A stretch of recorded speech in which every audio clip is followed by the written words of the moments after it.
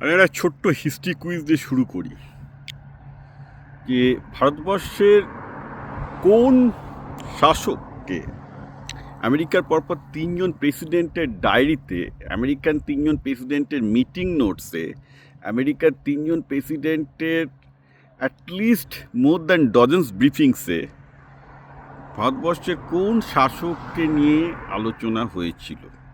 ভাবতে পারছেন, আমেরিকা হচ্ছে পৃথিবীর নাম্বার ওয়ান পাওয়ার আজকে।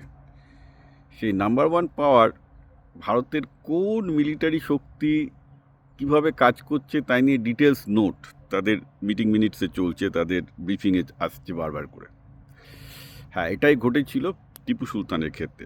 এবং ইতিহাসের যে পার্টটা অনেকের কাছে ক্লিয়ার নয়, যারা একটু হিস্ট্রি দেখতে গিয়ে পড়েছে, যারা হিস্ট্রিতে হয়তো মডার্ন হিস্ট্রিতে এমএ করেছে, তারা ব্যাপারটা কিছুটা জানলেও জানবে। ঘটনাটা হচ্ছে এরকম যে টিপু সুলতান যে সময় ব্রিটিশদের সাথে যুদ্ধ করছেন, না হায়দার আলী যে সময় ব্রিটিশদের সাথে যুদ্ধে নেমেছেন, টিপু সুলতানের বাবা, ঠিক একই সময় আমেরিকা স্বাধীনতা ঘোষণা করেছে 1776।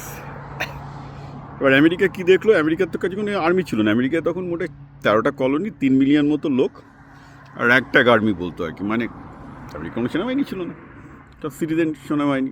মানে সিটিজেন সেনাবাহিনী নিয়ে তো ব্রিটিশদের হারানো যাবে না, বেশ মুশকিল আছে। তো তখন কী করলো, তখন আমাদের যারা ফাউন্ডিং ফাদার আমেরিকার তিনজন, থমাস জেফারসন, জর্জ ওয়াশিংটন এবং জন অ্যাডামস, ফরাসির কাছে সাহায্যের জন্য গেল। যে বেসিক্যালি তারা জানতো ফ্রান্স ব্রিটেনের সাথে যুদ্ধ করছে। তখন ফ্রান্স তাদেরকে উপদেশ দিল যে দেখো, ভারতে আর একটা শক্তি আছে যেটা তোমাদের হেল্প করতে পারে, সেটা হচ্ছে তখন হায়দার আলীর ছেলে টিপু সুলতান, সবে 31 ইয়ার্সে ক্ষমতায় বসছে। তো সেই সময় টিপু সুলতান এবং মোটামুটি প্রায় 50 থেকে 60,000-এর কাছাকাছি ফৌজ, আর আমেরিকার ফৌজের সংখ্যা 10,000। হ্যাঁ, তাই আমেরিকা অনেক ছোটো তখন। তখন টিপু সুলতান মাইসোর অ্যাকচুয়ালি জিডিপির দিক থেকে দেখতে গেলে, শক্তির দিক থেকে দেখতে গেলে ভারতের একটা রাজ্য তখন আমেরিকার থেকে অনেক বেশি শক্তিশালী। এই ছিল Bharat, keep it in mind, just post Mughal. তো কেন এটা গুরুত্বপূর্ণ হয়ে গেল? কারণ ব্রিটিশরা তখন টিপু সুলতানের সাথে যুদ্ধে ব্যস্ত আছে। টিপু সুলতান প্রথম যুদ্ধে ব্রিটিশদের বেশ নাকানি চোবানি খাইয়েছে, 100 মতো ব্রিটিশ অফিসারকে বন্দি করেছে, মেরেছে। যদিও টিপু সেই যুদ্ধে স্ট্র্যাটেজিক্যালি কিছু ভুল করেছিল, প্রচুর হিন্দু মেরেছিল, যার জন্যে পরবর্তীকালে প্রচুর তার আশেপাশে হিন্দু রাজারা শত্রু হয়ে যায়। কারণ একটু লোকটা মানে উদ্ভট টাইপের ছিল আর কি। মানে একদিকে পণ্ডিত লোক, আবার অন্যদিকে তুঙ্গে মানে ইসলামিক জঙ্গি টাইপের লোক। ফলে ঠিকঠাকভাবে অ্যাকচুয়ালি পলিটিক্সটা করতে পারেনি, যেটা ওর বাবা হায়দার আলী করতো ভালো করে। ঠিক আছে, তো টিপু সুলতান সাহসী ছিল, প্রগ্রেসিভ ছিল, কিন্তু ওই ইসলামিক আইডিওলজি নিয়ে পড়তে গিয়ে বিপদে পড়ে যায়। কিন্তু সুবিধাটা হলো এই যে সেই সময় একই সাথে আমেরিকাও যুদ্ধ করছে, টিপু সুলতানও যুদ্ধ করছে। তো আমেরিকান প্রেসিডেন্টরা দেখছে যে টিপু সুলতান যদি ব্রিটিশদের যুদ্ধে ব্যস্ত রাখতে পারে, তাহলে কী হচ্ছে যে ব্রিটিশ সেনা ভাগ হয়ে যাচ্ছে। যদিও এটা ইস্ট ইন্ডিয়ান কোম্পানি প্রাইভেট ইয়ে, কিন্তু ultimately by that time East India Company অনেকটাই ব্রিটেনের মেন শক্তিতে চলে এসছে, রাইট? তো সেই জন্যে তখন 3টে অংশ, ফরাসি, ব্রিটিশ এবং ফরাসি, আমেরিকান এবং টিপু সুলতানের মধ্যে একটা সন্ধি স্বাক্ষর করার চেষ্টা হয়। কিন্তু সেটা খুব ডিফিকাল্ট, কারণ ফরাসিদের মাধ্যমে যোগাযোগ চলছে, ফ্রান্সের মাধ্যমে যোগাযোগ চলছে। তো সেই সময় টিপু সুলতান ব্রিটিশদের সাথে যুদ্ধে কী স্ট্র্যাটেজি নিচ্ছেন, কীভাবে ব্রিটিশদের হারাচ্ছেন, তার কাছে কী কী নতুন ওয়েপন আসছে, সেগুলো একদম আমেরিকানদের নখদর্পণে এবং ফ্রেঞ্চরা টাইম টু টাইম খবর পাঠিয়ে দিচ্ছে। শুধু তাই নয়, আমেরিকা যখন যুদ্ধে জিতলো 76-এর পর, 1780-তে যখন পুরো ব্রিটিশদের সরিয়ে দিল এবং প্যারিস ট্রিটি হলো বিটুইন ফ্রান্স এবং ব্রিটেন, সেই ট্রিটিটার জন্যই কিন্তু পরবর্তীকালে টিপু সুলতান হেরে যাবে। কারণ যতদিন ব্রিটিশ সৈন্য আমেরিকা এবং ভারত ভূখণ্ডে বিধি ছিল টিপু সুলতান এবং আমেরিকার বিরুদ্ধে বিজয়, ব্রিটিশরা তো একটা ছোটো আইল্যান্ড না, ওদের তো অত সৈন্যও নেই। তো ততদিন পর্যন্ত কিন্তু টিপু সুলতান মোটামুটি খেলা জিতে গেছে।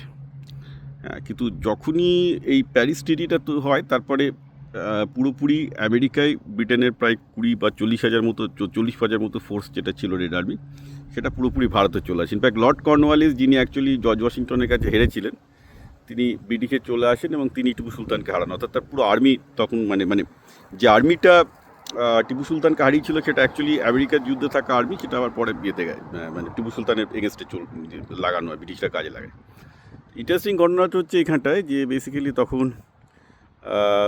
ব্রিটিশরা কিন্তু বেসিক্যালি প্যারিস চুক্তির ফলে পুরোপুরি তাদের পুরো শক্তিটা টিপু সুলতানের কাছে লাগাতে পারে। টিপু সুলতান, আবার বলছি, পলিটিক্যালি ভুল করেছিলেন, টিপু সুলতান খুব সাহসী ছিলেন, বীর যোদ্ধা ছিলেন, অনেক নতুন নতুন অস্ত্র আবিষ্কার করেছেন, কিন্তু যা হয় আর কি, পলিটিক্স 31 বছর বয়সে রাজক্ষমতায় আসার পর থেকে তার মাথায় ঢুকে যায় যে তিনি এখানে একটা পুরোপুরি শরিয়া নির্ভর খিলাফত টাইপের একটা শাসন তৈরি করবেন।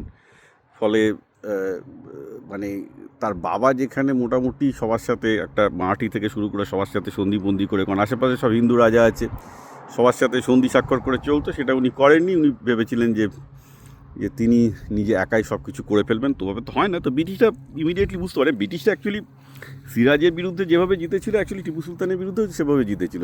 উভয় ক্ষেত্রেই সমস্যা হচ্ছে কি, উভয় শাসকই ইসলামিক দিকে টার্ন নেয়, এবং ভারতের মতো একটা রাষ্ট্রে যদি শাসক যদি সেকুলার না হয়, যদি ইসলামিক টার্ন হয়, তো ন্যাচারালি তার আশেপাশের অনেক রাজা প্রজা তার এগেনস্ট আন্ডারে অনেক জমিদার তো ন্যাচারালি ব্রিটিশদের পক্ষে চলে যাবে না। তো ডেঞ্জারাস থিং। যে কারণে সিরাজ হেরেছে, একই কারণে টিপুরও পতন হতে শুরু করে, কারণ বেসিক্যালি অনেক লোক বিট্রে করা শুরু করে দেয়।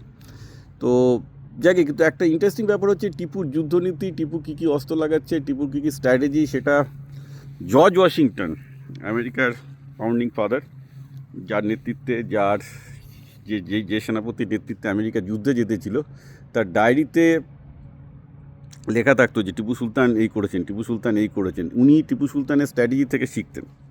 So unbelievable, but this is true, যে জর্জ ওয়াশিংটন টিপু সুলতানের স্ট্র্যাটেজি ব্রিটিশদের বিরুদ্ধে কী লাগিয়েছেন পুঙ্খানুপুঙ্খভাবে ফ্রেঞ্চদের কাছ থেকে জানতেন এবং শিখতেন।